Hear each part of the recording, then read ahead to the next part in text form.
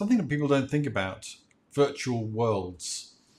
If you have a look at this high level view of a metaverse here, there's a piece of land, one of these squares. You can go and buy that land, become definitively the owner in a virtual world, and that's represented on a non-fungible token.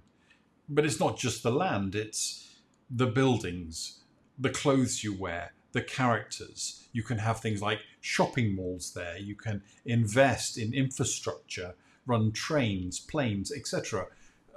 Amusement fairs even.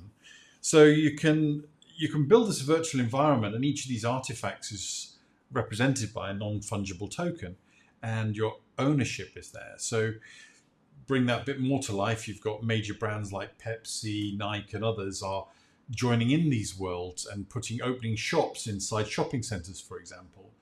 And you can take your character there and go and buy some clothes. It's not what I would spend my time doing, but it's the beginning of something very organic and interesting. And one of the challenges they have at the moment is being able to take, I bought some clothing in one world, how do I wear it in a second world? And this proof of ownership is really important.